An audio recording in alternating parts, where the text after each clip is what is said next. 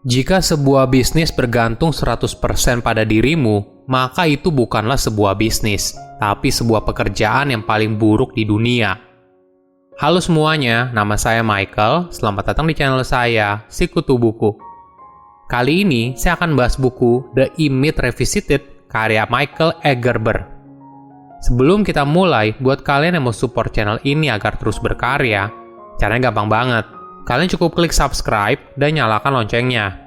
Dukungan kalian membantu banget supaya kita bisa rutin posting dan bersama-sama belajar di channel ini.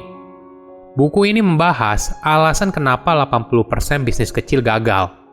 Michael akan membahas berbagai mitos soal pengusaha, mulai dari tidak semua orang yang memulai bisnis adalah pengusaha, hingga asumsi yang salah kalau menganggap orang yang mengerti hal teknis dapat dengan sukses menjalankan bisnis. Contohnya begini, kamu jago bikin kue, tapi belum tentu kamu merupakan pengusaha kue yang hebat. Untuk menjalankan bisnis kue, bukan hanya diperlukan kemampuan buat kue yang enak, namun banyak hal yang harus dipenuhi. Mulai dari bagaimana cara jualannya, membangun merek, merekrut orang yang tepat, dan sebagainya.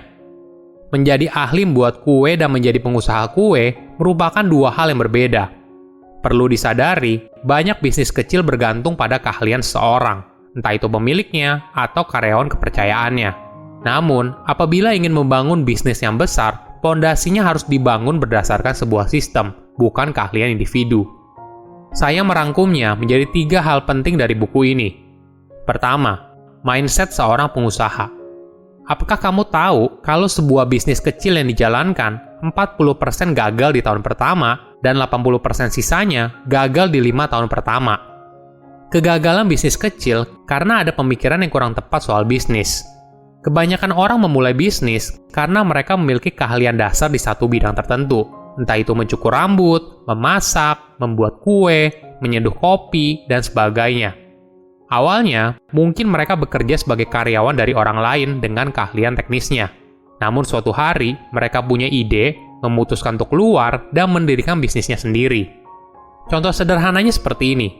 Jika kamu adalah seorang barista dan menguasai cara membuat kopi yang enak, lalu tiba-tiba kamu punya ide untuk membuat kafe sendiri, hanya berdasarkan pengalaman sebagai barista.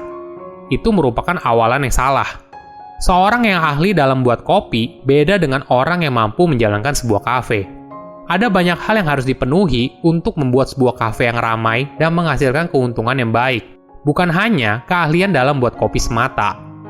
Ada fakta yang menarik. Bisnis yang kamu jalani bukanlah kehidupanmu. Hidupmu dan bisnis adalah 2 hal yang berbeda. Jika kamu memiliki sebuah bisnis, bukan berarti kamu otomatis menjadi pengusaha.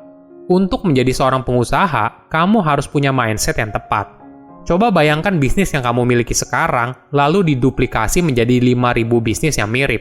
Misalnya, kamu jualan roti, bayangkan kamu punya 5.000 toko yang punya kualitas dan sistem yang sama.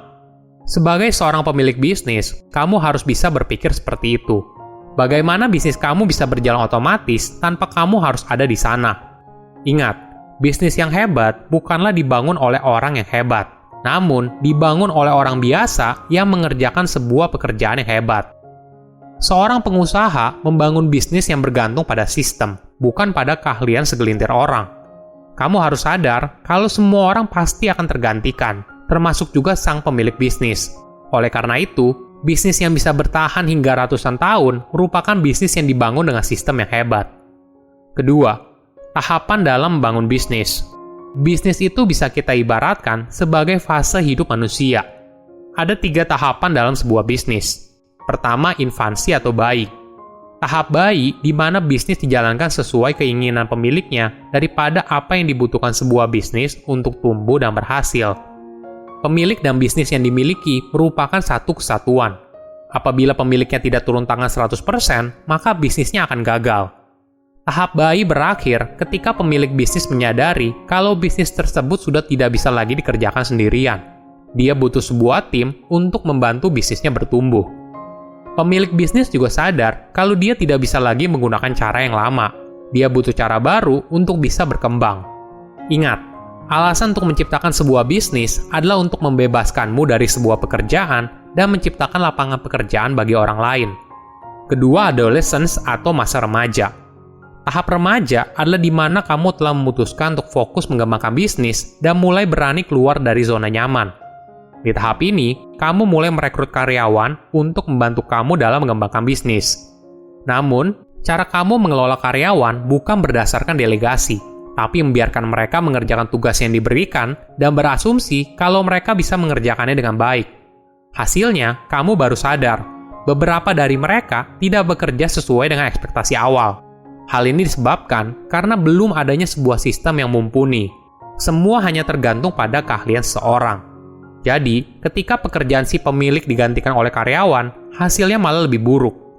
Banyak bisnis gagal di masa remaja dan kembali ke tahapan bayi atau malah terjebak di tahap remaja.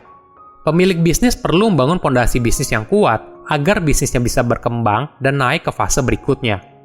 Ketiga, maturity atau masa dewasa. Fase dewasa berarti bisnis yang kamu jalankan sudah memiliki visi dan tujuan yang jelas. Di fase ini, kamu sudah punya sistem yang jelas. Pemilik fokus menjadi pengusaha dalam menjalankan bisnis dengan mempekerjakan manajer untuk mengikuti visi perusahaan dan mengelola teknisi yang melakukan pekerjaan. Jadi, sebuah bisnis yang dewasa bisa berjalan dengan baik tanpa perlu campur tangan 100% dari pemiliknya. Inilah tujuan sebuah bisnis dibangun. Bagaimana caranya bisnis ini bisa berkembang bukan karena kamu, tapi tanpa kamu, bisnis ini bisa berjalan dengan baik. Ketiga, 3 tipe kepribadian pengusaha. Dalam menjalankan sebuah bisnis, setiap orang punya 3 kepribadian di dalam dirinya, entah itu sebagai entrepreneur, manager, dan technician. Entrepreneur adalah kepribadian kita yang hidup di masa depan. Mereka melihat dunia sebagai peluang tanpa batas dan selalu berusaha menciptakan hal yang baru. Inilah yang membuat mereka menjadi pemimpi dan visioner. Di sisi lain, energi dan keinginannya untuk selalu mengejar peluang membuat kekacauan bagi orang di sekitarnya. Kedua adalah manajer. Manajer adalah kepribadian kita yang hidup di masa lalu. Mereka menginginkan adanya keteraturan, terencana, dan melakukan segala hal yang praktis. Ketika entrepreneur memiliki keinginan yang selalu berubah, manajer secara tegas ingin mempertahankan status quo. Kita perlu kepribadian sebagai manajer, karena tanpa adanya manajer, maka yang ada hanya kekacauan saja. Ketiga adalah technician. Technician adalah kepribadian kita yang benar-benar mengerjakan sebuah kegiatan. Jika entrepreneur hidup di masa depan, manajer hidup di masa lalu, dan technician hidup di masa kini. Technician bahagia ketika bekerja secara teratur dan tahu apa yang harus dikerjakan, bukan hanya sebuah visi besar yang dibayangkan oleh entrepreneur. Biasanya, pemilik bisnis kecil itu memiliki 10% kepribadian entrepreneur, 20% kepribadian sebagai manajer, dan 70% sebagai technician. Inilah yang membuat sebuah bisnis kecil gagal menjadi besar.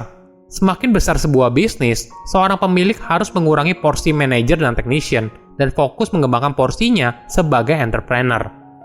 Orang yang jago dalam keahlian teknis bukan otomatis bisa menjadi pengusaha yang sukses. Sebuah bisnis yang sukses memiliki visi dan tujuan yang jelas, ditambah sebuah sistem yang mumpuni. Silahkan komen di kolom komentar, pelajaran apa yang kalian dapat ketika baca buku ini. Selain itu, komen juga, mau buku apa lagi yang saya review di video berikutnya. Saya undur diri, jangan lupa subscribe channel YouTube Sikutu Buku. Bye-bye.